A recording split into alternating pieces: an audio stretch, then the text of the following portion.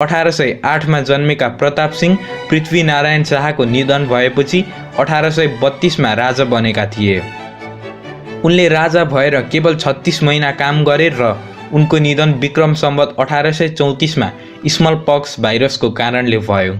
आज हम बड़ी इंटरेस्टिंग वीडियो पे रिएक्शन देने वाले हैं। ये नेपाल के रिलेटेड वीडियो है। जैसे आपको पता है कि नेपाल में पहले किंगडम था और इसमें बादशाहत चलती थी। इसमें 2006-7 में ये किंगडम खत्म हुआ और फिर ये नॉर्मल लाइफ जिस तरीके से इलेक्शन वाली डेमोक्रेसी हम ऐसे कह सकते हैं वो चल रही है। आज रिएक्शन देंगे किंगडम ऑफ नेपाल के बारे में जानेंगे। आइए स्टार्ट करते। इस वीडियो को अच्छी लगती है तो लाइक शेयर सब्सक्राइब कर सकते हो आप लोग। नमस्कार साथीहरू, शाहवंशीय राजाहरूले गर्दा आज हामी नेपालीको छुट्टै अस्तित्व बनेको छ। नेपाल एकीकरण गरेका शाहवंशीय राजाहरूको र हाम्रो पुर्खा वीर गोर्खालीहरूको जति तारिफ गरौँ उति नै कम हुन्छ। त्यसैले आउनुहोस् चर्चा गरौँ नेपाल अधिराज्यका अहिलेसम्मका राजाहरूको बारेमा।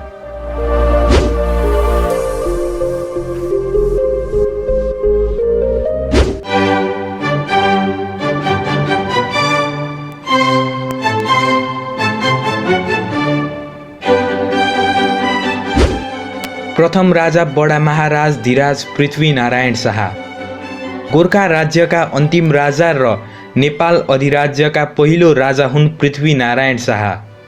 वीर गोर्खालीको साथमा पृथ्वीनारायण शाहले नेपाल एकीकरणको सुरुवात गरेका थिए।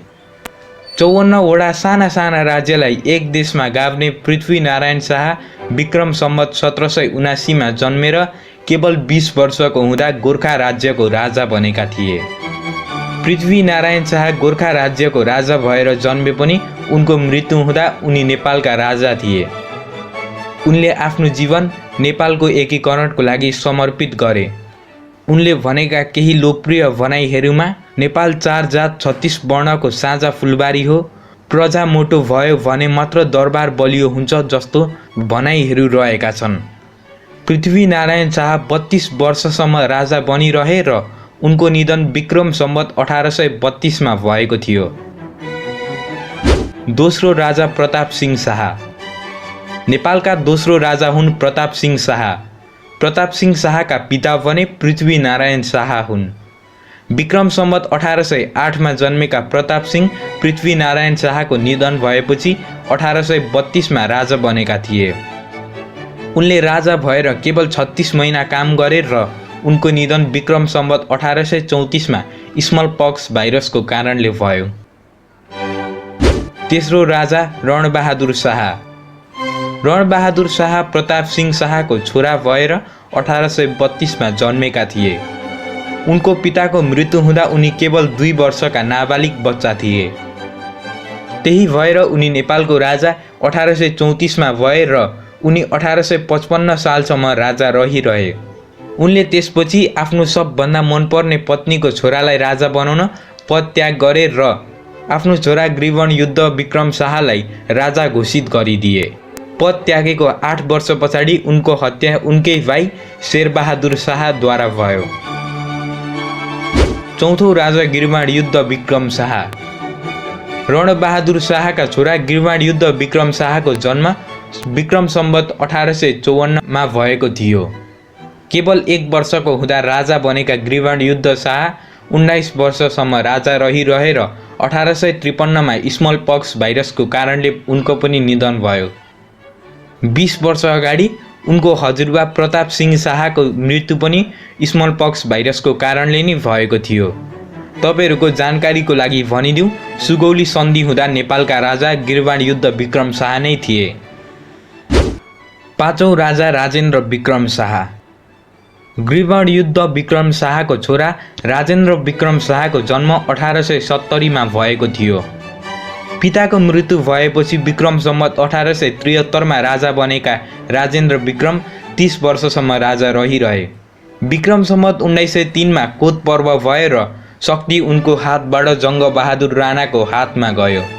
पछि उनले जङ्गबहादुर राणालाई मार्न अलौकोत रचाए र तितो हारको सामना पनि गरे। हारपछि उनलाई राणाहरूद्वारा नजरबन्दीमा राखियो र उनको छोरा सुरेन्द्र विक्रम शाहलाई राजा बनाइयो। उनी बन्दी भएर 34 वर्ष बसे र 34 वर्षपछि उनको निधन विक्रम संवत 1938 मा भयो। छैटौं राजा सुरेन्द्र विक्रम शाह। राजेन्द्र विक्रम शाहका छोरा सुरेन्द्र विक्रम शाहको जन्म विक्रम सम्वत 1886 मा भएको थियो। पितालाई बन्दी बनाएपछि राणाहरूले गद्दी सुरेन्द्र विक्रम शाहलाई विक्रम सम्वत 1804 मा दिएका थिए। खासमा उनको जेठो दाइ रणेन्द्र शाह राजा बन्नुपर्ने हो, तर राणाहरूले षड्यन्त्र गरेर उनलाई राजा बनाइदिए। गद्दी पाएको 34 वर्षपछि विक्रम सम्वत 1938 मा उनको मृत्यु भयो र गद्दी उनका नाति पृथ्वी विक्रम शाहले पाए।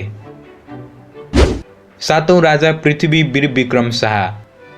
पिता त्रैलोक्य राजा बने पछाडि राजा बन्नुपर्ने पृथ्वी वीर विक्रम शाहको पिताको निधन राजा बन्नु अघि नै भयो। त्यसैले पृथ्वी वीर विक्रम शाह नेपालका सातौं राजा बने। पृथ्वी वीर विक्रम शाहको जन्म विक्रम सम्वत 1932 मा भयो र उनी राजा केवल 6 वर्षको हुँदा भए। उनी राजा भएको 30 वर्षपछि उनको निधन विक्रम सम्वत 1968 मा भयो। आठौं राजा त्रिभुवन वीर विक्रम शाह। पृथ्वी वीर विक्रम शाहका छोरा त्रिभुवन वीर विक्रम शाहको जन्म विक्रम सम्वत 1963 मा भएको थियो।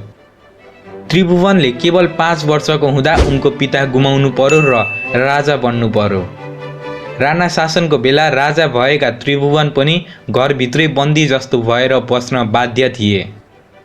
5 वर्षको हुँदा राजा भएका त्रिभुवन निकै चलाख थिए। उनले एक युरोपेली केटी, नेपाली कांग्रेसका नेताहरू, भारतीय राजदूतहरू र अरू केही मान्छेहरूसँग मिलेर 2007 सालमा राणा शासनको अन्त्य गरे। त्रिभुवनले राणा शासन हटाउँदा भारतमा गएर आश्रय लिएका थिए। उनी भारत गएको थाहा पाएर राणा शासकहरूले त्रिभुवनका 3 वर्षे नाबालिग नातिलाई राजा बनाइदिएका थिए। ती 3 वर्षका बालक थिए राजा ज्ञानेन्द्र शाह। 3 वर्ष उमेर भएको बालकलाई राजा बनाउँदा कुनै देशले पनि समर्थन गरेनन् र राणा शासकहरू भारत गएर एक सम्झौता गर्न बाध्य भए। त्यसपछि विक्रम सम्वत 2007 मा 104 वर्ष लामो राणा शासनको अन्त्य भयो। राणा शासनको अन्त्यको बारेमा एक छुट्टै भिडियो पनि बन्न सक्छ। भिडियो चाहिएमा कमेन्टमा लेखिदिनु होला। राणा शासन हटेको केवल 4 वर्ष अर्थात् 2011 मा उपचारको क्रममा त्रिभुवन वीर विक्रम शाहको पनि स्विजरल्यान्डमा निधन भयो। नौं राजा महेन्द्र वीर विक्रम शाह। त्रिभुवन वीर विक्रम शाहको छोरा महेन्द्र वीर विक्रम शाहको जन्म विक्रम सम्वत 1977 मा भएको थियो। महेन्द्र वीर विक्रम शाह 2011 सालमा राजा बनेका थिए। राजा बनेको केवल 5 वर्ष पछाडि धेरै भ्रष्टाचार हुन थालेपछि सरकार विघटन गरेर पञ्चायती व्यवस्था देशमा ल्याएका थिए। राजा महेन्द्रको मृत्यु 2029 मा भएको थियो। उनले राजा भएर करिब 18 वर्ष काम गरेका थिए। 10औं राजा वीरेन्द्र वीर विक्रम शाह। महेन्द्र वीर विक्रम शाहको 3 छोरा मध्ये पनि जेठो छोरो वीरेन्द्र वीर विक्रम शाहको जन्म विक्रम सम्वत 2002 मा भएको थियो। 2002 सालमा जन्मेका वीरेन्द्र वीर विक्रम शाह विक्रम सम्वत 1929 मा राजा बने। वीरेन्द्रले 2046 सालमा देशमा बहुदलीय प्रजातन्त्र र संवैधानिक राजतन्त्र ल्याएका थिए। उनको मृत्यु भने दरबार हत्याकाण्डमा 2058 साल जेठ 19 मा भएको थियो। दरबार हत्याकाण्ड नेपालको अहिलेसम्मको सबैभन्दा ठुलो रहस्यमध्ये एक हो। मैले त्यसबारेमा नि भिडियो बनाइसकेको छु। माथि आई बटनमा क्लिक गरेर वा डिस्क्रिप्सनको लिङ्कमा गएर तपाईहरू पनि त्यो भिडियो हेर्न सक्नुहुनेछ। 11औं राजा दिपेन्द्र वीर विक्रम शाह। वीरेन्द्र वीर विक्रम शाहको जेठा छोरा दिपेन्द्र वीर विक्रम शाहको जन्म विक्रम सम्वत 2028 मा भएको थियो। एक नम्र स्वभावका राजकुमार दिपेन्द्रमाथि दरबार हत्याकाण्डको आरोप लगाइएको थियो। प्रेमिकाको लागि दरबारभित्रका सबै मान्छेलाई मारेको भनेर उनलाई आरोप लगाइएको थियो। दिपेन्द्र तत्कालीन राजा वीरेन्द्रको जेठा छोरा भएको कारणले वीरेन्द्रको हत्या हुँदा उनलाई राजा बनाइएको थियो, तर दुर्भाग्यवश उनको मृत्यु पनि दरबार हत्याकाण्ड भएको केवल 3 दिन पछाडि उपचारको क्रममा भयो। नेपालमा सबैभन्दा छोटो समयको लागि राजा दिपेन्द्र नै बनेका थिए। दरबार हत्याकाण्ड भएको आज 19 वर्ष बितिसक्न आँट्दा पनि उनको नामबाट हत्यारा ट्याग अझै पनि हट्न सकेको छैन। उनको नामबाट हत्याराको ट्याग छिटै हटोस् र उनले पनि न्याय पाउन्। राजकुमार दिपेन्द्रको आत्माले चिर शान्ति पाओस्। 12औं राजा ज्ञानेन्द्र वीर विक्रम शाह। ज्ञानेन्द्र वीर विक्रम शाह वंशका अन्तिम राजा हुन्। दाजु वीरेन्द्रको वंशनाश भएको कारणले गर्दा उनी राजा बन्न पुगे। विक्रम सम्वत 2004 जन्मेका राजा ज्ञानेन्द्र राजा दुईताल अर्थात् 2007 कार्तिक 22 गतेदेखि 2007 पुस 23 गतेसम्म र 2058 साल जेठ 22 देखि 2065 सम्म राजा बन्न पुगे। ज्ञानेन्द्र शाह नेपाली इतिहासकै सबभन्दा भाग्यमानी र अभागी राजा हुन पुगे। ज्ञानेन्द्र पहिलोचोटि राजा हुँदा सबै परिवार भारत जाँदा बनेका थिए र दोस्रो पटक पनि यसरी नै राजा बने कि सबै देशले उनलाई हेला गर्न थाले। राजा ज्ञानेन्द्र राजा हुँदा देशमा द्वन्द्व फसादको कारणले उनले संवैधानिक राजतन्त्रबाट निरपेक्ष राजतन्त्रमा बदलिनु पर्यो। उनले 4 वर्षपछि फेरि संवैधानिक राजतन्त्र ल्याए, तर त्यति बेलासम्म ढिलो भइसकेको थियो। आखिरमा संवैधानिक राजतन्त्र ल्याएको केवल 2 वर्षमा नेपालबाट राजतन्त्र नै फालियो। यसरी राजा बन्ने नजन्मेका ज्ञानेन्द्र 2 चोटि राजा बन्न पुगे। राजा ज्ञानेन्द्रको जीवनी र धन सम्पत्तिको बारेमा भिडियो पनि माथि आई बटनमा वा डिस्क्रिप्सनको लिङ्कमा गएर हेर्न सक्नुहुनेछ।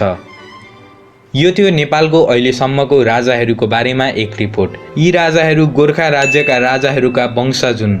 गोर्खाको राजाहरूको बारेमा नि यस्तै भिडियो हेर्नु छ भने कमेन्टमा लेखिदिनु होला। भिडियो हेरिदिनु भएकोमा धन्यवाद। च्यानललाई सब्स्क्राइब गरेर छेउमा रहेको बेल आइकन दबाइदिनु होला।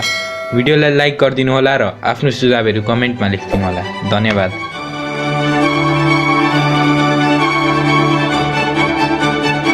सो उम्मीद है कि आपने वीडियो देखी, आपको पता चल गया इन सारे किंग्स के बारे में जो नेपाल के ऊपर उन्होंने हुक्मरानी की है, हुकूमत की है। सबसे पहले जो किंग थे नेपाल के वो पृथ्वी नारायण शाह थे और इस पृथ्वी नारायण शाह के रिलेटेड मैंने 2 वीडियोस पहले बना चुका हूँ और आप चैनल पे जाके विजिट कर सकते हैं। अब एक और वीडियो में हम इंशाल्लाह कुछ दिनों के बाद इसके बारे में बनाएंगे। अगर देखा जाए पृथ्वी नारायण शाह के बारे में, तो पृथ्वी नारायण शाह की वजह से ही नेपाल जो है काफी मजबूत कंट्री बना। और अगर देखा जाए तो उस टाइम पे जब ये सारी हुकूमत चलती थी और ये बादशाह चलती थी, उस टाइम पे ये काफी मजबूत था। अगर देखा जाए तो किंगडम एक बहुत जबरदस्त चीज थी पूरी वर्ल्ड में, बट ये कि फिर टाइम टू टाइम उस पर कब्जे होते चले और वो फिर लोगों के कब्जे में आके गुलाम बने। गुलामी के बाद सबको आजादी मिली, जैसे Pakistan, India, Bangladesh, US, America भी इस चीज के अंदर आता है, जिसके ऊपर गुलाम, जिसको ऊपर हुक्मरानी करके वो लोग गुलाम थे। आपको पता है कि 1947 से पहले पाकिस्तान, इंडिया और बांग्लादेश तीनों कंट्री एक ही थी और इससे पहले अगर देखा जाए तो नेपाल भी इन्हीं की साइड पे था। सो इस 1947 से पहले की अगर हम बात करें इस नेपाल की, जिसको ग्रेटर नेपाल कहा जाता था, और ग्रेटर नेपाल के ऊपर तब के टाइम पे किंगडम चलता था, यानी बादशाह चलती थी। बादशाह एक आता था, उसकी मुद्दत पूरी हो जाती थी तो दूसरा आता था, फिर तीसरा, इस तरीके से चलता चलता ये 2006-7 तक चलता रहा। अगर देखा जाए तो अभी नेपाल के अंदर जितने भी गवर्नमेंट है वो सारे सब एक दूसरे के खिलाफ है, और देखा जाए तो सब एक ये कह सकते हैं कि यार ये चोर है वो चोर है। बट हम किंगडम की बात करें या किंग्स की बात करें तो जब बड़ी सगीर या हिंदुस्तान के ऊपर ब्रिटिश ने कब्जा किया तो वो एक ऐसा पॉइंट था नेपाल जिस पे ब्रिटिश कब्जा ही नहीं कर पाए। वो पॉइंट था ग्रेटर नेपाल। और ग्रेटर नेपाल की अगर बात करें तो उस टाइम पे इसमें गोरखास ने काफी, या गोरखाली लोग जो नेपाली लोग थे, उन्होंने इस चीज को काफी बेहतर तरीके से निभाया और जो किंग था उन्होंने इनका साथ दिया, अपने लोगों का, और इसी वजह से ये कंट्री जो थी वो एक गुलाम कंट्री बनने से बच गई। अब ग्रेटर नेपाल था, वो ब्रिटिश काफी बार इन नेपालियों से लड़े, बट वो हमेशा शिकस्त खाते थे और शिकस्त खाने के बाद वो एक नई दफा आते थे और नई दफा फिर कोशिश करते थे कि हम नेपाल को भी कब्जे में ले लें, क्योंकि नेपाल का उस टाइम पे कोई बॉर्डर तो थे नहीं। नेपाल, इंडिया और पाकिस्तान, बांग्लादेश ये सारी कंट्रियां एक थी। इस तरीके से ये चलता रहा काफी टाइम पर। बट जब पाकिस्तान और इंडिया आजाद हुए, ब्रिटिश गए, तो नेपाल को भी अलग कर दिया गया है। बट उससे पहले सोगोली संधि भी तय हो गया कि यार कुछ पॉइंट्स ग्रेटर नेपाल के थे वो इंडिया में चले गए और बाकी जो आज का नेपाल है वो अभी तक वैसे का वैसा ही है। अब इस नेपाल को बनाने के बाद ये था कि उन्होंने, ब्रिटिश ने कब्जा नहीं किया और फिर पाकिस्तान, इंडिया आजाद हुआ। पाकिस्तान और इंडिया आजाद होने के बाद तकरीबन कोई 25 साल तकरीबन या 20 साल के बाद पाकिस्तान से बांग्लादेश आजाद हुआ, तो एक और कंट्री बनी। और इस कंट्री के रिलेटेड अगर देखा जाए तो वो नेपाल वैसे का ही वैसा था, जैसे किंगडम स्टार्ट हुई थी स्टार्टिंग से एंड तक वैसे चली। बट उनकी अपनी कंट्री की वजह से ये किंगडम खत्म हुआ और ये किंगडम खत्म होने के बाद डेमोक्रेटेड बनी ये कंट्री और इलेक्शन होते रहे। बट आज के दौर भी देखा जाए तो एक हुकूमत आती है और उसको गिरा के दूसरी बन जाती है। सेम पाकिस्तान वाली सिचुएशन चल रही है। कोई भी अपनी कंट्री को बेहतर बनाने के लिए नहीं सोच रहा, सब अपने पेट भरने के लिए सोचते हैं। वीडियो अच्छी लगी है तो लाइक, शेयर, सब्सक्राइब कर सकते हो। मिलते हैं किसी नेक्स्ट वीडियो में, तब तक के लिए अल्लाह हाफिज।